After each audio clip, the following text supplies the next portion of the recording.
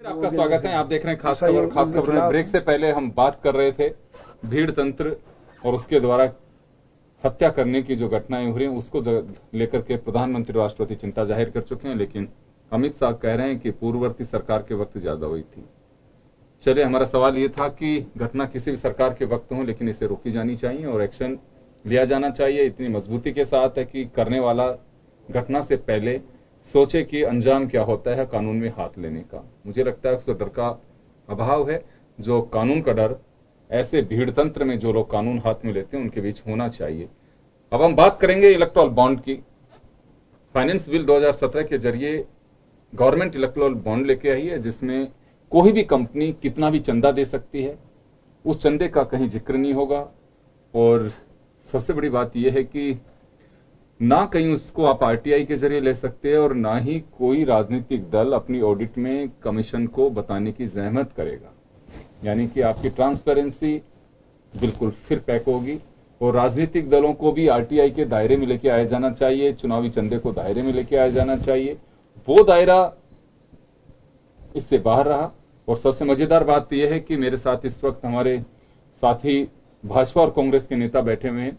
हाल ही की जो audit report है, जिसमें 6 महीने हो चुके हैं, राजनीतिक दलों ने, अन्य पार्टियों ने अपने लेखा जोखा पेश कर चुके हैं, लेकिन बीजेपी और कांग्रेस ने अभी तक भी नहीं किया है। ये शुक्रवार तक की जानकारी के अनुसार मैं अभी बता रहा हूं, जो समाचार पत्रों में और साइट्स पे जो जानकारी मिल रही है उसके लिहाज से अभी तक दोनों पार्टियों ने इसकी जानकारी नहीं दी है। तो चुनावी चंदा, सरकार एक तरफ ब्लैक मनी को रोकने का प्रयास कर रही है, ब्लैक मनी आनी नहीं चाहिए। कहीं पे भी 1 लाख फर्म्स को सरकार प्रतिबंधित कर रही है, लेकिन ऐसे चुनावी चंदा जो कोई भी व्यक्ति कितना भी पैसा दे सकता है, उसका क्या होगा? क्या इससे ब्लैक मनी रुक पाएगी? और पारदर्शिता ठोक ठोक करके हम ताली और बता रहे हैं, क्या वह वास्तव में उस मकसद में सरकार कामयाब हो पाएगी? ये बड़ा सवाल है। इसी को लेकर के नसीम जैदी जो मुख्य चुनाव आयुक्त हैं, उन्होंने भी सवाल उठाया है और सरकार को पत्र दिया है कि इस बॉन्ड के जरिए आप ट्रांसपेरेंसी नहीं ला सकते, और जब इलेक्शन कमीशन को आप ये अधिकार नहीं देंगे कि वो इस तरह के चुनावी चंदे का हिसाब मांग सके, तो आम जनता कहां से मांग पाएगी? जरिया सिर्फ एक कोर्ट होगा। फिर चले, इसको लेकर के हम चर्चा करेंगे। हमारे साथ हमारा पैनल है। महेश जी, ये इलेक्टोरल बॉन्ड जो लेके आ रहे हैं, वैसे तो फाइनेंस बिल में मेंशन है, प्रावधान हो चुका, आना ही है, और कमीशन इसको कह रहा है कि ये ट्रांसपेरेंसी के खिलाफ होगा। तो मोदी साहब एक तरफ तो ब्लैक मनी रोकने की कवायद कर रहे हैं, 1000 और 500 के नोट बंद भी कर चुके हैं, लेकिन आप कितना भी पैसा दे सकते हो, आपका नाम गोपनीय रखा जाएगा। तो जो आदमी चुनावी चंदा देता है, सरकार को मोटा पैसा देगा, इस बात की क्या गारंटी है कि वो अपने सफेद काला और काले को सफेद नहीं करेगा? जो अब तक सिस्टम चलता आ रहा था, फिर इसमें डिफरेंट क्या है?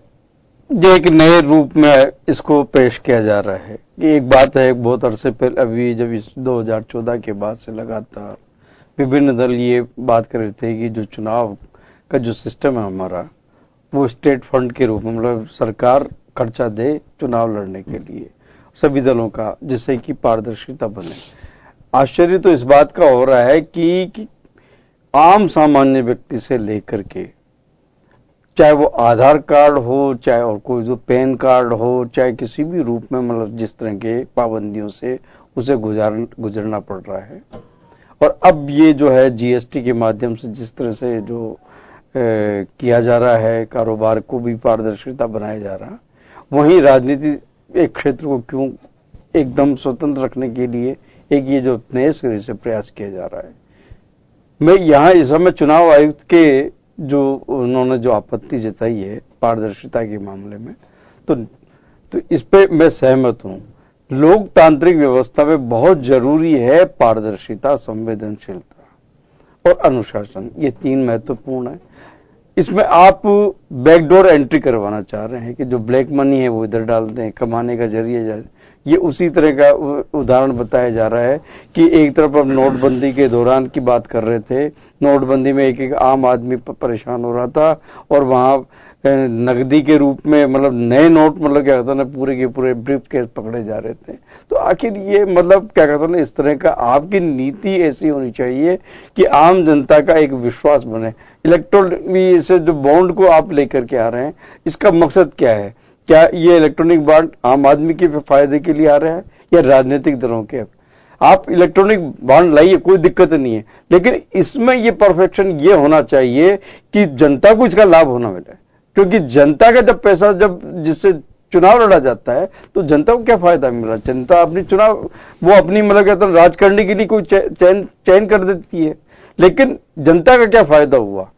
उसके गलत मान लीजिए किसी डिसीजन भी गलत हुआ, लेकिन ये उल्टा अगर इसी के माध्यम से हमारे पे मतलब इनडायरेक्ट में एक दूसरी तरह से जो काला मनी काले मनी को श्वेत बनाने के लिए मतलब कहते हैं एक नया जरिया खोला जा रहा है। तो इसका क्या मतलब? एक तरफ हम कह रहे हैं कि साहब ब्लैक मनी मतलब स्विस बैंकों से मतलब कहता है घट रही है, वहां मतलब जमा करने वालों की तादाद घटी है, और इसके अलावा हम इतने लाख करोड़ रुपए का हमने ब्लैक मनी इसमें नोटबंदी के जरिए हमने कर लिया है, और इसके आधार में एक रास्ता आप खोल रहे हैं। जी, जी। तो ये और इसमें सबसे रोचक बात यह है कि हाल ही में इसी सरकार ने कि 2000 रुपए से ज्यादा का चंदा देने वाला इंडिविजुअल और 20,000 से ज्यादा चंदा कोई कंपनी नहीं दे पाएगी, लेकिन अगर आप इलेक्ट्रोल बॉन्ड अगर आप लेते हैं तो उसमें आपका नाम बिल्कुल बताने की एकदम छूट रहेगी कि आपका नाम नहीं बताया जाना चाहिए। ये प्रावधान 2017 के फाइनेंस बिल में हो चुका, तो मुझे लगता है कि जल्दी इसको लेके भी आ जाएंगे कि जब प्रावधान है। लेकिन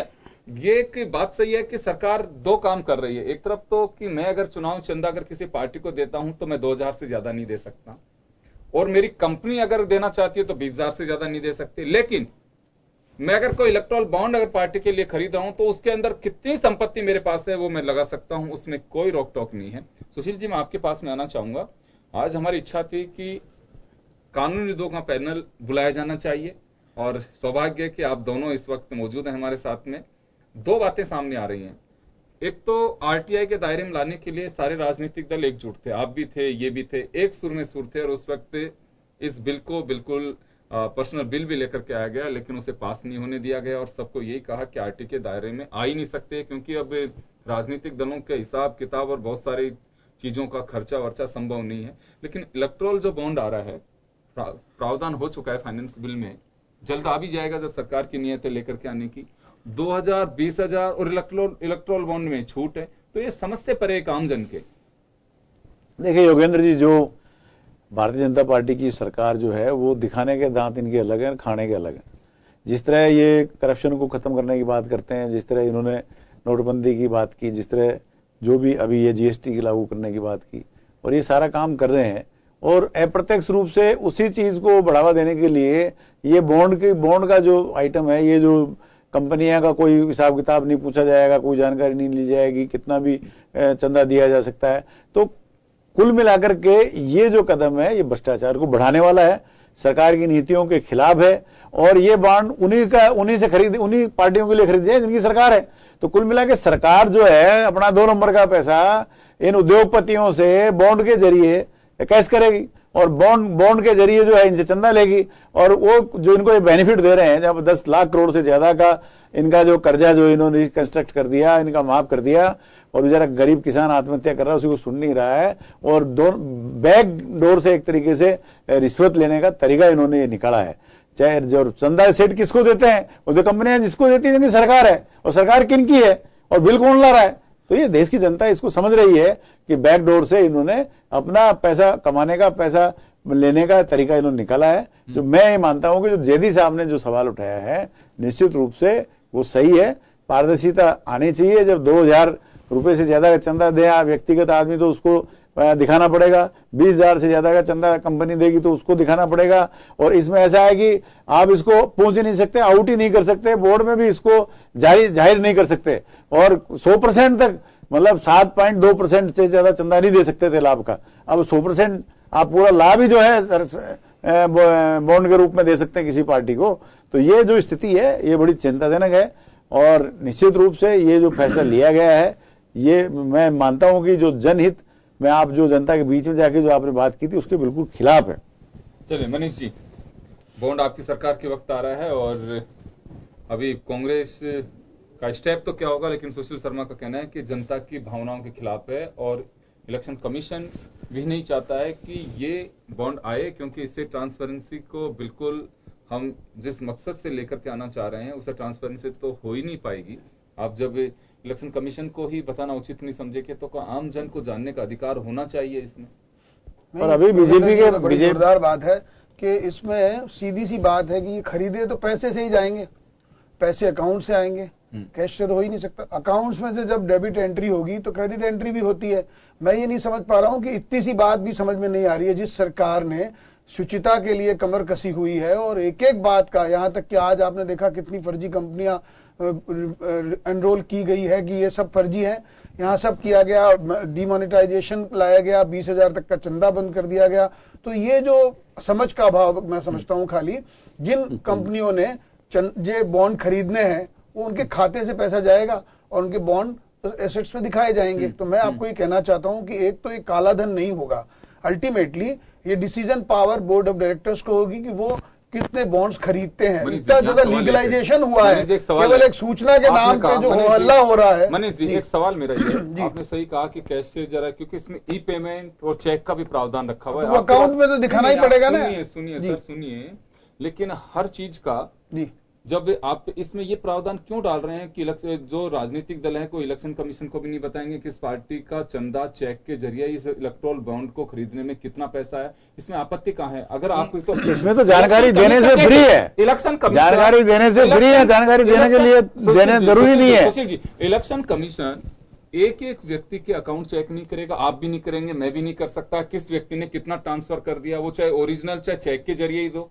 वो कैसे एक एक व्यक्ति जान सकता है? समझिए कि एक व्यक्ति तो 20,000 रुपए से ज्यादा दे ही नहीं सकता है। आप समझिए बॉन्ड खरीदने की बात का मतलब तो बिल्कुल लीगलाइजेशन है। साफ कर दिया है कि अगर किसी पार्टी का किसी कंपनी का एनपीए है, वो भी कितना भी दे सकता है चंदा। मैं ये नहीं कह रहा हूं देगा कहां से, वो कोई ट्रक में भर के लाएगा कि बस्ते में ले जाके देगा। आप समझिए बात को, जब मनी ट्रांसफर हो रहा है और जब बैंक से ट्रांसफर हो रहा है तो वो तो अकाउंटेड है ही, बैंक में तो जाके लिया जा सकता है ना। सूचना के अधिकार में बैंक को सूचना नहीं देंगे ऐसा नहीं। एक दूसरी बात, जो बोर्ड ऑफ डायरेक्टर्स हैं वो ये तय करने वाले हैं कि कौन सी पार्टी सार्वजनिक करने पे प्रतिबंध है। आप बात को घुमा रहे हैं, इसमें सार्वजनिक करने के लिए मजबूर नहीं किया जा सकता, सूचना का अधिकार नहीं दिया जा सकता, चुनाव आयोग को नहीं बताया जा सकता। ये चुनाव आयोग ने फिर सवाल क्यों उठाया जब इतनी बातें हैं? चुनाव आयोग ने चीफ मुख्य चुनाव आयोग ने सवाल क्यों उठाया है कि सूचना के अधिकार में शामिल नहीं किया जाएगा? एक बार के सुनिए, बस वो बात है। सबसे बड़ी बात इसमें यह है कि इसमें कोई संदेह नहीं कि चेक के जरिए या ई पेमेंट के जरिए आप पैसा देंगे, उसमें कोई डाउट नहीं है। लेकिन आप इस एजेंडे को आरटीआई के दायरे में नहीं लेके आएंगे, ना आप कमीशन को सूचित करेंगे। अगर किसी को जानकारी अलग रखा गया, कमीशन में नहीं पूछ सकता,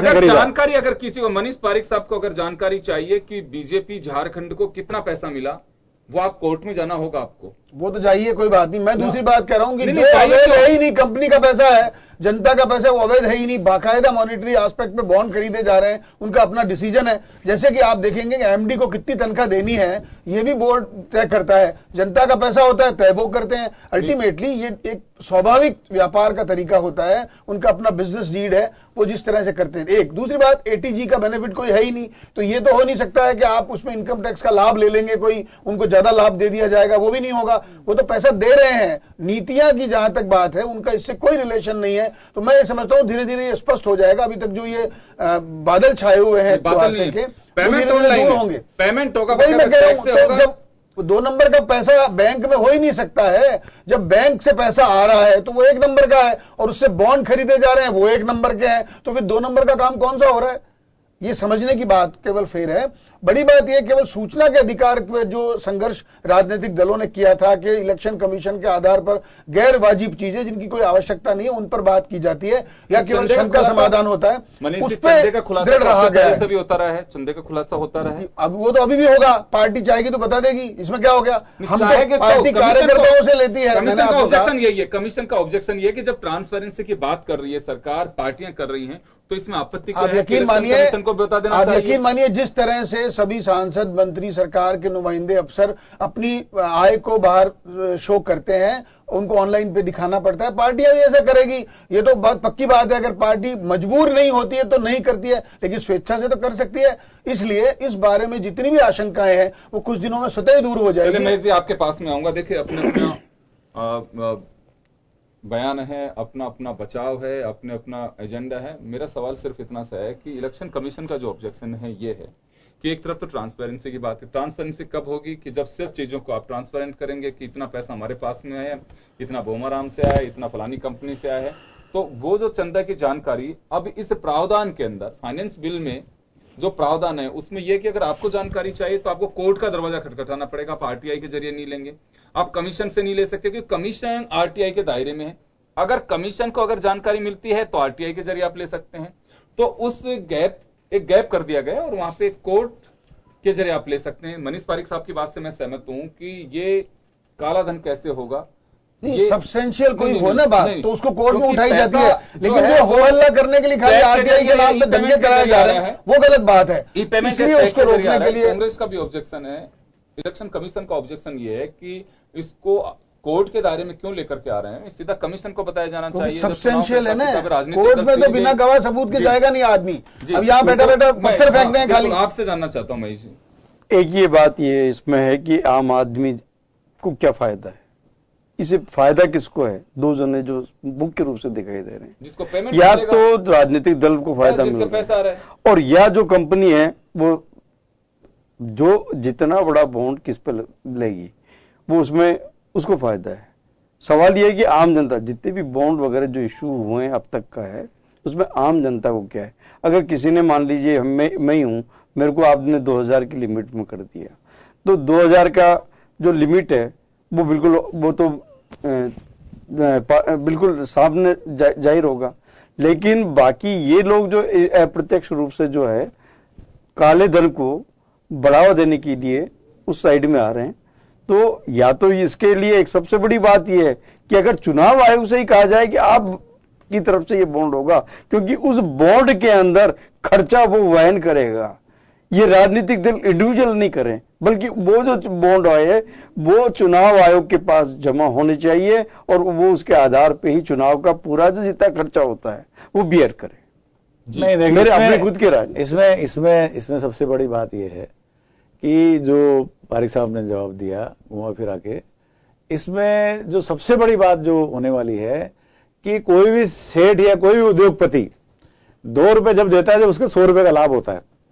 इस तरह से इस बॉन्ड को खरीद के वो सरकार की नीतियों को प्रभावित कर सकता है, सरकार के फैसलों को बदलवा सकता है और उसका कोई जवाबदेही भी नहीं है। और वो बॉन्ड जो है पार्टी का खरीदेगा, किसका खरीदेगा? जिसकी सरकार होगी। तो जो स्थिति है वो है कि बीजेपी अपने फायदा लेने के लिए बॉन्ड एक सुरक्षा कवच के रूप में ला रही है, जिनसे उद्योगपतियों से वो भारी संख्या में चंदा ले सके और उसको कोई पता भी नहीं, किसी को पता भी नहीं लगे। और वो सेठ लोग जब उद्योगपति व्यापारी वो चंदा जब देंगे, जब नीतियां उनके हिसाब से बनेगी, लाभकारी योजनाएं उनके लिए होंगी, फैसले उनके पक्ष में होंगे। ये सबसे बड़ी बात है, ये सबसे बड़ी बात है। आप तो कह रहे हो वही मत, लेकिन सुशील जी एक बात है इसमें कि प्रावधान साफ किया हुआ है कि जो चंदा होगा गोपनीय तो होगा, ये बात सही है, लेकिन बैंकिंग सिस्टम से गुजरेगा। वो पूरा जो होगा वो आप ई पेमेंट के जरिए करिए, आप चेक के जरिए करिए। तो 2 बातें हैं यहाँ पे। पहली बात तो यह है कि सरकार को क्या आपत्ति है कि वो कमीशन को जानकारी नहीं देगा, तो फिर ऐसा बॉन्ड लाने की जरूरत क्या है? उसको आरटीआई के दायरे में नहीं लेकर के आना चाहिए। तो ये क्यों नहीं ला रहे, क्यों नहीं कर रहे इसको आरटीआई के दायरे में, क्यों नहीं कर रहे इसको चुनाव आयोग के दायरे में? सरकार का कहना है कि जेटली साहब का बयान है और मनीष पारिक साहब वही बात दोहरा रहे हैं कि जब बैंक के जरिए आप एक फेयर अकाउंट जो आपका है उससे आप चेक के जरिए ई पेमेंट के जरिए आप बॉन्ड ले रहे हैं, कंपनी के ऑडिटर तो आपको सरकार को ये प्रावधान इसमें लागू करने की जरूरत कहाँ है? जब आपको ये पता है कि जब इस पे गुप्त रखने की क्या जरूरत है, जब आप बताए नहीं जाने के लिए बाध्य करने की क्या जरूरत है? आप जो इस पे पर्दा क्यों डाल रहे हैं? आप इसको खुला क्यों नहीं रख रहे हैं? फिर आप बॉन्ड लीजिए ना, खुला करिए कि हमारी इस कंपनी ने इतना पैसा दिया है, तो देश की जनता को पता लग जाएगा कि इस कंपनी ने क्यों पैसा दिया। जो सरकार की नीतियां हैं, जो फैसले सरकार करने वाली है, उनसे पूछो, उसको प्रभावित करने के लिए वोट खरीदे जाएंगे। प्रारंभिक तौर पर आप देश की जनता की आंखों में धूल झोंक रहे हैं। आप भ्रष्टाचार को खत्म करने की बात कर रहे हैं, प्रत्यक्ष रूप से भ्रष्टाचार को बढ़ावा दे रहे हैं। काम आता है ये स्थिति चिंताजनक है और जनता के सामने जेदी साहब ने जो सवाल उठाया है, निश्चित रूप से उस पर विचार किया जाना चाहिए। बड़ी बात जवाब ये चाहता हूं। देखिए नसीम जैदी साहब का जो ऑब्जेक्शन है वो ऑब्जेक्शन और जो सवाल खड़े हो रहे हैं ना जो ट्रांसपेरेंसी को लेकर के, वो यही है कि जब सरकार ने एक बिल्कुल इसमें प्रावधान कर दिया, आपके ओर से, सरकार की ओर से बयान भी छपा है कि गोपनीय रहेगा, चंदा गोपनीय रहेगा, लेकिन बैंकिंग सिस्टम से गुजरेगा। अगर ये कोर्ट में जाएगा तो भी लगाएगा, हाँ। तो कोर्ट में सूचना मिल जाएगी सारी। मैं आपको ये तो कहना चाह रहा हूँ, ये कोई गुप्त नहीं है एक, क्योंकि ये सिस्टम में कोर्ट में क्यों जाए? आम आदमी कोर्ट में क्यों जाए? मुझे ऐसा लगता है आम आदमी कोर्ट में क्यों जाए? आप उसको कोर्ट में क्यों ले जाना चाहते हैं? राजनीतिक वो कोर्ट में जाकर जानकारी प्राप्त करे क्यों करना चाहते हैं? आप पारदर्शिता की बात कर रहे हैं और उसके खिलाफ, नीति के खिलाफ काम कर रहे हैं। उसके साथ आप आप उसको गुप्त कर रहे हैं, अल्टीमेटली आप बॉन्ड ला रहे हैं, उसको गुप्त क्यों कर रहे हैं? ऐसा लग रहा है आप खुला खोलें, उसको संदेह खुला रखें। क्रिएट करने की कोशिश की जा रही है। मैं एक बात कहना चाहता हूं, बिल्कुल आपकी बात में दम है, मैं सहमत हूं आपकी बात से कि कोई भी व्यक्ति आरटीआई के जरिए कहीं पे भी चलिए बताइए फलानी उसने, अब उसका क्या 10 रुपए में न्यूसेंस क्रिएट कर रहा है और आप एक बार जाके मेरी सुन लीजिए, आप न्यूसेंस तो नहीं कह सकते क्योंकि उसे अधिकार दिया गया है। अधिकार इसलिए है कि जो अभी तक देखने में आया है उन कांग्रेस के नेताओं ने भी समर्थन किया। हो सकता है, नहीं, मेरा सवाल ये, लेकिन अगर जब आप कांग्रेस तो सूचना का अधिकार लेके आई है, आरटीआई का नियत साफ है, देश को दिया है कांग्रेस ने। राजनीतिक दल की नियत साफ है, आपकी साइड पे सारी चीजें डालते हैं तो वो भी डाला जा सकता है। डालेंगे वो भी, अमुक साल का इलेक्शन वो भी डालेंगे सर, ये हमारे पिछली बार भी डाले, अब भी डालेंगे। में जो चंदा जो बॉन्ड जो गुप्त वाला है वो डालने की बात नहीं है, आपने पर्दा कर लिया है। नहीं, आपने गुप्त कर दिया, उसको ले लिया और गुप्त कर दिया। वो फिर हमें तो 100 रुपए देगा, आपको 100 रुपए देगा, हो जाएगी। नहीं, जो सत्ता से बाहर है उनको चंदा कौन देगा? दी जाएगी। देखिए सरकार आप कभी सत्ता में आने वाले नहीं हो, मतलब नहीं, सत्ता में आने वाले हैं हम तो, सत्ता में आने वाले, इसका मतलब ये नहीं कि गुप्त रूप से इस तरह चंदा ले। ये जानकारी जो है ये बैंकिंग सिस्टम से तो गुजरेगी लेकिन गोपनीय रखी जाएगी, इसकी जानकारी नहीं दी जाएगी। देने के लिए बाध्य नहीं किया जा सकता। आप कह रहे हैं कि पार्टी जानकारी देगी, बिल्कुल नहीं देगी। पार्टी को यही मान लेना कि वो उनको प्रदर्शित नहीं करेगी अपनी वेबसाइट पर, ये गलत बात है।